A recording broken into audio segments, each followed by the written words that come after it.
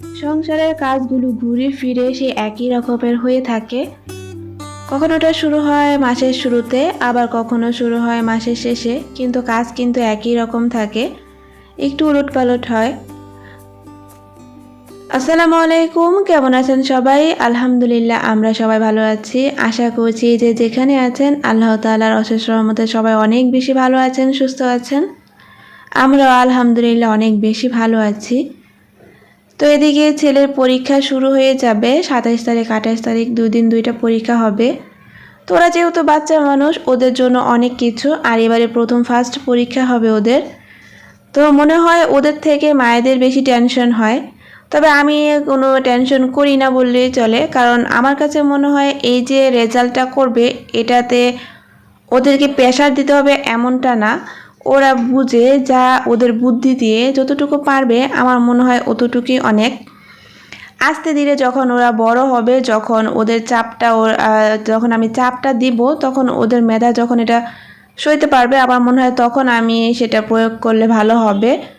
আর এখন আমি যতই ওদের চাপ দিই না কেন সেটার ফলাফল কিন্তু ভালো হবে না, আর আমি ভয়ও দেখাই না। তো আমি সহজভাবেই বোঝানোর চেষ্টা করি আর সহজভাবেই সব কিছু করি, কারণ আমার কাছে মনে হয় এখন যতটুকু পারবো, যতটুকু ওর মেধা কুলাবে ও ততটুকুই পারবে। আর সেজন্যই তো আমি এই যে লেখাগুলো লেখাচ্ছি, হয়তোবা সারাদিনও আর লেখাবো না, আর রাত্রে হয়তোবা একটু একটু পড়বে এই। আমি কিন্তু সামনে পরীক্ষা, ওকে যে সারাদিন বসিয়ে রাখবো পড়তে বসাবো এমনটা না, আর ও পড়তে খুব কমই বসে। তারপর যতটুকু পারা যায় ততটুকু একটু চর্চা রাখছি এই আর কি। তো এক একজনের মেধা শক্তি এক এক রকম, অনেকে অল্পতে বুঝে, আবার অনেকে অনেকক্ষণ ধরে করতে করতে সেটা বুঝে। তো আলহামদুলিল্লাহ মোটামুটি একবার দেখিয়ে দিলে সেই জিনিসটা আয়ত্ত করতে পারে। তো যাই হোক, বয়সের সাথে সাথে সবই পারবে এই আর কি। তো এদিকে ওকে পড়াতে পড়াতে পড়ানোর আগে কিন্তু আমি ঝটপট সংসারের বাকি কাজগুলো করে নিয়েছি, কারণ আমি এটা ভেবেছি যে আমি যদি কাজগুলো তাড়াতাড়ি একটু করতে পারি তাহলে হয়তো বা ওকে একটু সময় দিতে পারবো যতটুকুই পারি, আমার আর কোনো টেনশন থাকবে না। আর এদিকে বাজার থেকে আসার সময় কিছু বাদাম নিয়ে এসেছিল, কারণ বাদামটা আমাদের ঘরে লাগে, দেখা যায় রোস্ট রান্না করি। তারপর এমনিতেও বিকেলে কিন্তু বাদাম খেতে আমার কাছে খুব ভালোই লাগে। তো বাদামগুলো কিন্তু রোদ্রে দিতে হবে, এভাবে রাখলে নষ্ট হয়ে যাবে। আর যেহেতু রোদ্র আছে তো সেজন্য আমি এটা ছাদে নিয়ে গেলাম, আর বাদামগুলো এখন রোদ্রে দিয়ে দিব। যতক্ষণ অবধি রোদ থাকে ততক্ষণ অবধি আমি এটা খুব ভালো করে শুকিয়ে নিব। তারপর দেখা যাবে যে হয়তো কিছু বাজবো, বেজে বয়মের মধ্যে রেখে দিলে দেখা যায় বিকেলে মাঝে মাঝে খেতে ভালোই লাগে। আর বাদাম কিন্তু এমনিতেও ঘরে থাকলে অনেক সময় অনেক প্রয়োজন হয় আর কি। তো বাদাম নিয়ে এসেছিলো, সেই সাথে এখানে মুরগিও নিয়ে এসেছিলো। তো মোট 4টা মুরগি নিয়ে এসেছিলো। তো এগুলো এখন আমি কেটে কুটে সব প্রসেসিং করে নিব। আর যখন আমাদের মুরগির মাংস আনা হয় তখন দেখা যায় যে 3টা 4টা 5টা এরকম করেই নিয়ে আসে, একেবারেই নিয়ে আসে। তো যতদিন আসলে যায় আর কি, কারণ বাচ্চারা তো দেখা যায় যে মাছ টাছ তেমন একটা খেতে চায় না, তো ওদের আর কি চিকেন ফ্রাই করে দিলে ওরা অনেক বেশি খুশি হয়। আর সবসময় একঘেয়েমি খাবারও তো ভালো লাগে না। তো আমাদের ঘরে দেখা যায় আমার খুব বেশি একটা টেনশন হয় না যখন চিকেনটা থাকে আর ডিম থাকে। তো এগুলো এই দুইটা জিনিস থাকলে আমার খুব বেশি একটা চিন্তা করতে হয় না ওদের খাবার টাবার নিয়ে।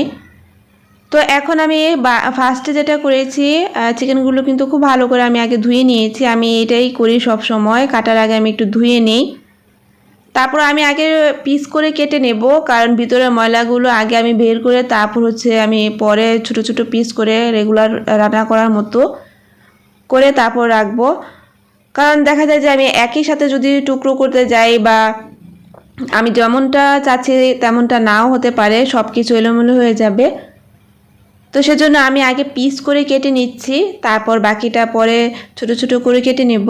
তো এদিকে কিন্তু আমি আগে পিস করে কেটে নিয়েছি, আর এদিকে যে কলিজা গিলা যেগুলো আছে সেগুলো হচ্ছে আমি পরে পরিষ্কার করব।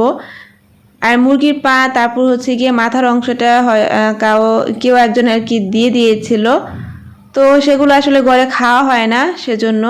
আর এদিকে চিকেন উইংসগুলো যে আছে সেগুলো আমি আলাদা করে রাখবো, কারণ এগুলো পরে আমি ফ্রাই করে দেব হয়তো বা যে কোনো একদিন।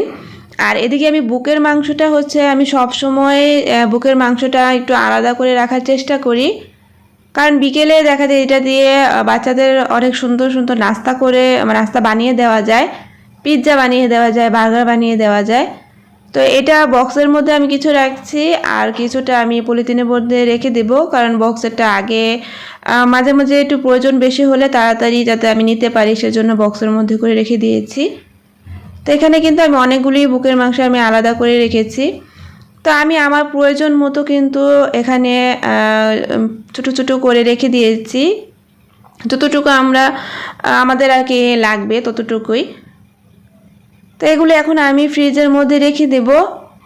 আর এখন আমি হচ্ছে কিছু দুপুরে ওদেরকে ফ্রাই করে দেব, যেহেতু আমি দুপুরে ওদের জন্য শুধু শাক রান্না করেছি আর আমাদের জন্য তো আমি মাছ রান্না করেছি, তো ওরা তো আর সেটা খাবে না, সেজন্য ওদের জন্য আমি এখানে একটু সব কিছু মাখিয়ে রাখছি, দুপুরে ফ্রাই করে দেব। তো এখন আমি কর্নফ্লাওয়ারও দিয়ে দিলাম, কর্নফ্লাওয়ারটা দিলে হয় কি একটু ভালো লাগে আর কি এই। তো আমি সব ধরনের মশলা দিয়ে এখন কর্নফ্লাওয়ারটা দিয়ে খুব ভালো করে মাখিয়ে নেব। তো আমি কিন্তু এখানে টমেটো সসও দিয়েছি, সয়া সস দিয়েছি, সব ধরনের মশলাই দিয়েছি ঘরে যা যা থাকে। আর সেই সাথে এখন আমি কর্নফ্লাওয়ার দিয়ে দিলাম, এখানে ময়দাও দেওয়া যেত, বাট আমি যেহেতু আমার কাছে কর্নফ্লাওয়ারের পরিমাণ একটু বেশি ছিল তো আমি কর্নফ্লাওয়ারই দিয়েছি। এখন এটা আমি রেস্টে রেখে দিব, এটা এখন আমি আর ফ্রিজে রাখবো না, যেহেতু একটু পরে আমার এটা ভাজতে হবে। তো কিছুটা আমি দুপুরের জন্য ভাজবো আর কিছুটা হচ্ছে রাত্রে ভেজে দেব। আর এখন যেই সবচেয়ে গুরুত্বপূর্ণ কাজটা সেটা হচ্ছে গিয়ে রান্নাঘরটা আর কি খুব ভালো করে পরিষ্কার করা। আমি কিন্তু এর আগে একবার পরিষ্কার করে নিয়েছি, তো কি আর করার, এখন যেহেতু চিকেনগুলো ভালো করে কাটাকাটি করা হয়েছে তো পাকের ঘরটা দেখা যায় অনেক বেশি ময়লা হয়েছে আর একটা কিন্তু বাজে গন্ধ থাকে। তো সেটা যাতে না থাকে আমি চেষ্টা করেছি একটু খুব ভালো করে আবারও পরিষ্কার করে নিতে। আর এখন আমি যেগুলো ব্যবহার করেছি সেগুলো ভালো করে ধুয়ে নিচ্ছি। আর এই কাজগুলো মাসের শুরুতে একবার করতে হয়, তা না হলে দেখা যায় যে আবার মাসের শেষে যখন শেষ হয় তখন আবার করতে হয়। তো দেখা যায় প্রতিনিয়ত ঘুরে ফিরে সেই একই কাজই বারবার করতে হচ্ছে আমাদের। তো এই নামই হচ্ছে গিয়ে সংসার। তো একদিন একটু বেশি করে ঝামেলা করলে খারাপ হয় না, পরবর্তীতে কয়েকদিন একটু রেস্টে থাকা যায় আর কি। আর এখন বাজে স্মেলটা যাতে না থাকে সেজন্য আমি একটু স্প্রে করে নিচ্ছি, এতে করে অনেক সুন্দর ফ্রেশ ফ্রেশ লাগবে রান্নাঘরটা আর একটুও কিন্তু কোনো বাজে স্মেল থাকবে না। আর এখন সব কাজ শেষ করে গোসল করে নামাজটাও সেরে নিয়েছি। আর এখন বাচ্চাদের জন্য খাবারটাও রেডি করব। তো আমাদেরটা তো আছে, তো এগুলো শুধু বাচ্চাদের জন্যই। তো মুরগির ছোটো ছোটো পিস করে নিয়েছি আমি, যাতে তাড়াতাড়ি হয়। আর এখন এটা খুব ভালো করে আমি একটু ভেজে নিব। তো ভাজা কিন্তু হয়ে গেছে, এখন আমি বাচ্চাদের খাবারটা দিয়ে দিলাম। আর এদিকে আমি শাক রান্না করে দিয়েছি, তো শাকটাও খাওয়া হবে সে সাথে মুরগির মাংসটাও খাওয়া হবে। তো দুইটা মিলিয়ে কিন্তু ওদের মাশাআল্লাহ ভালোই খাবার হয়ে গেছিলো আজকে। তো আজকে পর্যন্তই, সবাই অনেক বেশি ভালো থাকবেন, সুস্থ থাকবেন। আর ভিডিওটি ভালো লাগলে অবশ্যই সাবস্ক্রাইব করে লাইক করতে ভুলবেন না।